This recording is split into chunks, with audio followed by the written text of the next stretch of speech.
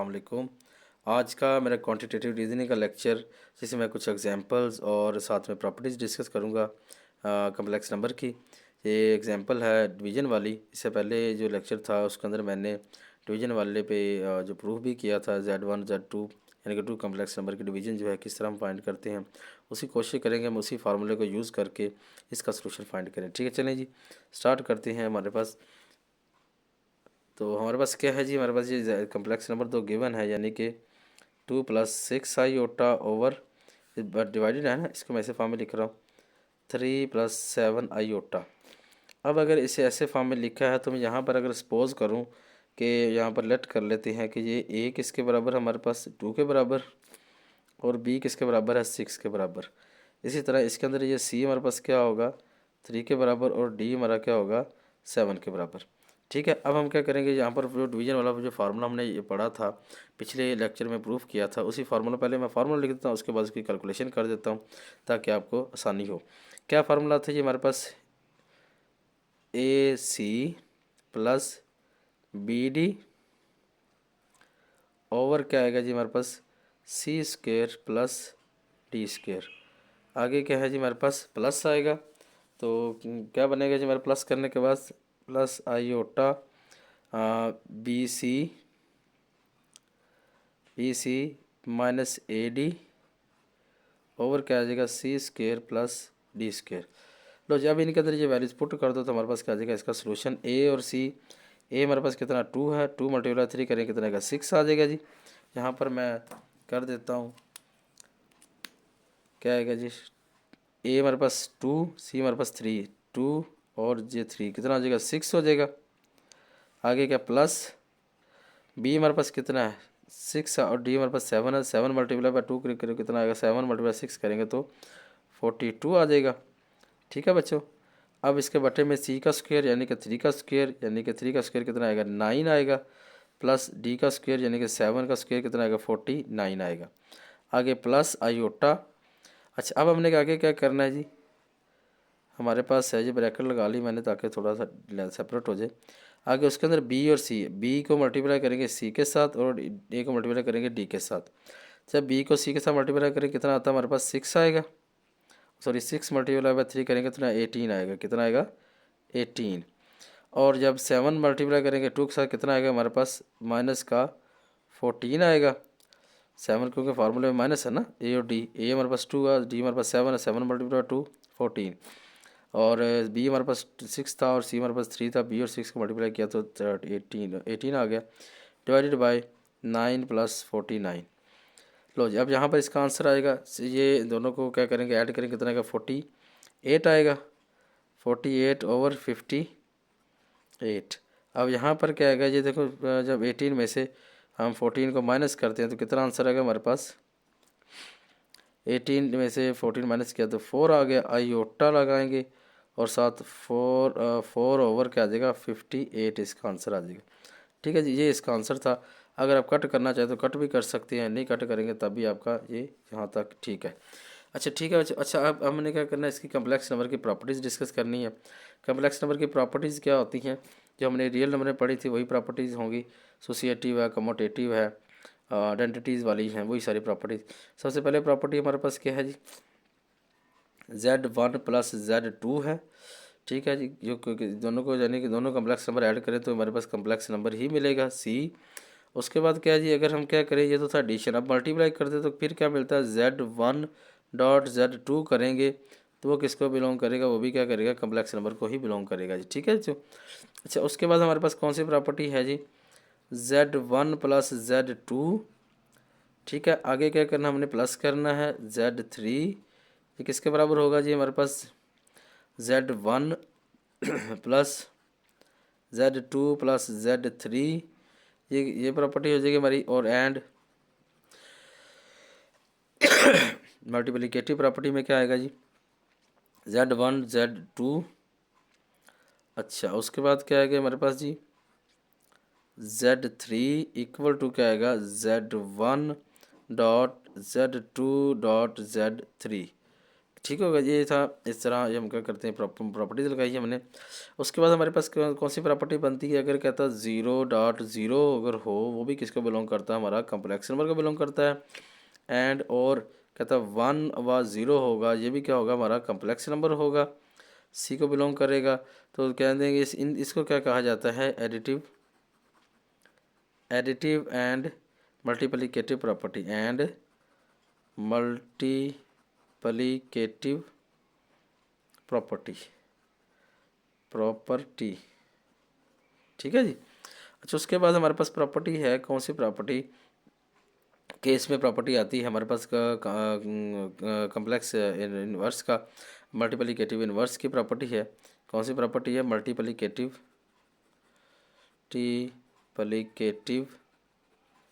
Inverse की property. Inverse वो क्या होता है जी, इनवर्स कि हमारे पास मैट्रिक्स होगा तो हम क्या करेंगे, उसको लिख सकते हैं कैसे, किस इनवर्स लेना, यानी कि हमारे पास मैट्रिक्स हो, कैसे कि मैट्रिक्स हमारे पास है जी ए प्लस आईओटा बी अगर है, तो हम क्या करें, इसका इन्वर्स लेना चाहते हैं, यानी कि इसकी पावर -1 में है, इन्वर्स लेना है। उसका फार्मूला मैं लिखूँगा, फार्मूला क्या होगा हमारे पास, A/A² प्लस B² होगा, और क्या होगा, -B/A² प्लस B² होगा। यानी कि जब इसको इन्वर्स बटे में लिखा जाएगा तो हम क्या करेंगे, इसके साथ मल्टीप्लाई भी करते हैं। यानी कि यहाँ पर अगर मैं थोड़ा सा हिंट देता जाऊँ कि हमारे पास ये अगर ये वाला मैट्रिक्स बनता है, कम्प्लेक्स नंबर है, तो क्या कम्प्लेक्स नंबर 1 इन्वर्स है ना, बटे में चला जाएगा प्लस आईओटा बी। तो हम क्या करेंगे, इसको कम्प्लेक्स नंबर ख़त्म करने के लिए क्या करते हैं, इसके नेगेटिव भी कर ऐसे कम्प्लेक्स नंबर नीचे बटे में है, यहाँ प्लस है तो माइनस वाले के साथ मल्टीप्लाई भी कर देते हैं, डिवाइड भी करते हैं, यानी कि ये वाला A-i/B कर देते हैं। जब ये देखें A प्लस बी और A-b है, तो क्या होगा, A का स्क्वायर होगा -i/B का स्क्वायर होगा, तो वो क्या बन जाएगा, A का स्क्वायर प्लस B का स्क्वायर बन जाएगा। ऊपर क्या आएगा, ये A आएगा और माइनस ये B आ जाएगा। इस तरह ये हम क्या कहते हैं, कम्प्लेक्स नंबर की मल्टीप्लिकेटिव इनवर्स लिख सकते हैं। ठीक है जी। उसके बाद हमारे पास क्या है जी, एक छोटी सी आसान सी प्रॉपर्टी है कि अगर हम Z1 × Z2 plus minus Z3 करें, तो वो किसके बराबर आती है, हमारी Z1.Z2 प्लस माइनस Z1.Z3। ये थी एक प्रॉपर्टी जी।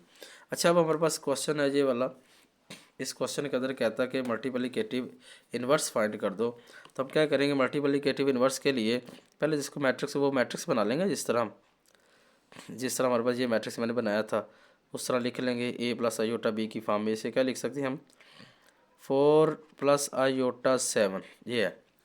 अब हमने लेना है इसका इन्वर्स, यानी कि इसका इन्वर्स लेना है, तो हम ऐसे लिख लेते हैं। जब इसे ऐसे लिखेंगे तो कि ये क्या बन जाएगा, 1/4+i/7 बन जाएगा। जब इसे मैं इसका इन्वर्स लेना चाहता हूँ, मैं अगर यही फार्मूला डायरेक्ट फार्मूला लगा के कर दूँ, देखो ना, यहाँ पर भी हमारे पास क्या था, A+i/B का इन्वर्स था, यहाँ पर भी क्या है, A की जगह 4 आ गया, B की जगह क्या आ गया, 7 आ गया। तो यही फार्मूला लगा के हम क्या निकाल सकते हैं, इसका इन्वर्स निकाल सकते हैं।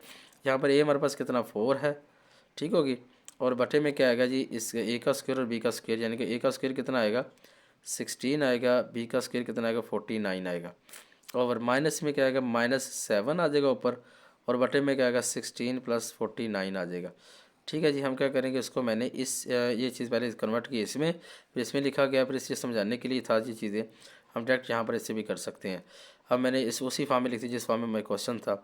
तो नेक्स्ट क्या होगा, 4 ओवर क्या आएगा हमारे पास, ये 49 प्लस करेंगे कितना आएगा, 65 आ जाएगा हमारे पास, 65, और ये -7/65 क्या बन जाएगा, इसका आंसर आ जाएगा। ठीक है जी। आगे हमने क्या लेना, आगे इसी का भी सेम इसी तरह इसको भी लिख लें। इसको कैसे लिखेंगे जी हम, -3 +5 ठीक। अब इसका इन्वर्स लेना, तो इसका इन्वर्स के लिए मैं ऐसे लिख देता हूँ इसकी पावर में। जब इसे ऐसे लिखूँगा तो इसका मतलब है ये क्या बनेगा हमारे पास, 1/√3 माइनस प्लस i/500 बन जाएगा। ठीक है जी। अब ये बटे में चला गया। अब क्या करो, ये वाला फार्मूला लगा दो दोबारा, फिर फार्मूला यूज़ कर लो। फार्मूला क्या हमारे पास, हमारे पास -300 है, -300 आ गया, और इसी का -300 का स्क्वायर लेंगे, यहाँ पर क्या बनेगा, -300 का स्क्वायर क्या हो जाएगा हमारे पास, 3 आ जाएगा। तो आगे आईओटा इसका 500 का स्क्वायर लेंगे तो क्या आएगा, वो 5 आ जाएगा। आगे तो ऊपर आएगा ये -500 का, माइनस ये वाला 5 है ना, -500 आ जाएगा। B हमारा ये देखिए माइनस बी है, तो बी हमारा 5 है, 500 का 500 सॉरी, उसका हम क्या करेंगे रूट ले लेंगे, ठीक है, माइनस में। अब ये क्या करेंगे, फिर इसका स्क्वायर करेंगे, इसका भी स्क्वायर करेंगे, तो इसका स्क्वायर किया तो ये 3 आ गया, इसका स्क्वायर करेंगे तो 5 आ गया। तो ये ब्रैकेट में लिख दें। आगे क्या बनेगा जिसका आंसर ये -3 √8 आ जाएगा। यहाँ पर क्या आएगा -5 √8 आ गया। ये था जी हमारे पास कम्प्लेक्स मल्टीप्लिकेटिव इन्वर्स था। अच्छा आगे क्या था, ये वाले जो पार्ट्स हैं छोटे छोटे से पार्ट है, मैंने इनको लिखा है, तो एग्जांपल्स ही हैं ये। हमने इसका क्या करना, हमने इसका मॉडुलस फाइंड करना। मॉडुलस क्या होता है, पहले तो लिख लें इसको उस फॉर्म में। तो क्या फॉर्म बनती है इसकी जी, 3 - 4 आयोटा। मॉडुलस का मतलब है कि फार्मूला जो होता है वो ये होता है मॉड का, जेड मॉड, जैसे इसे मैं जेड लिख लूँ ना, जब जेड मॉड लेना तो क्या करते हैं, जेड हमारे पास क्या होता है, यहाँ पे मेंशन कर दूँ, जेड हमारा होता है ए प्लस आयोटा बी होता है ना। जब इसका मॉड लेते हैं तो हम क्या लिखते हैं, ए स्क्वेयर प्लस बी स्क्वेयर और इसका अंडर रूट, इसे कहते हैं मॉडुलस। तो हम क्या करेंगे, इसका मॉड लेंगे तो यहाँ पे इस फार्मूले को यूज़ करेंगे, तो ए का स्क्वेयर क्या आएगा हमारे पास 3 है, 3 का स्क्वेयर प्लस ए -4 का स्क्वेयर और इसका जजर, ये कितना आएगा 9 आएगा, ये कितना आएगा 16 आएगा, इसका रूट लेंगे, ये कितना बनेगा 25। तो इसका आंसर कितना आ गया हमारे पास 5, इसका आंसर आ गया मॉडुलस।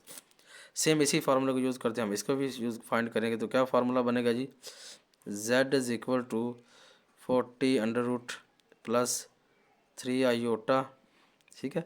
अब इसका मॉड लेना, तो z मॉड हमारे पास क्या आ जाएगा जी,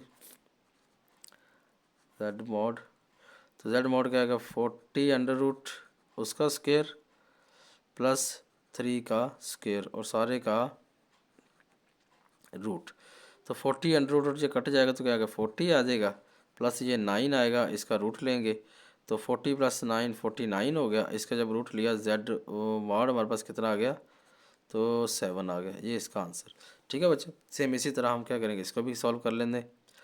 z is equal to -6 - 8 iota, z mod क्या हो जाएगा हमारे पास -6 का स्क्वायर प्लस -8 का स्क्वायर और इसका रूट, तो ये कितना आएगा 36 आएगा, ये कितना आएगा +64 आएगा, रूट लेंगे z मॉड हमारे पास कितना आ जाएगा, ये 100 आएगा, 100 का रूट क्या आ जाएगा हमारे पास 10 आ जाएगा z मॉड का।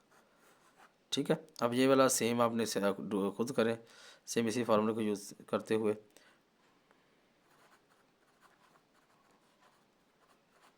ठीक है बच्चों, ये था बच्चों आज का मेरा लेक्चर।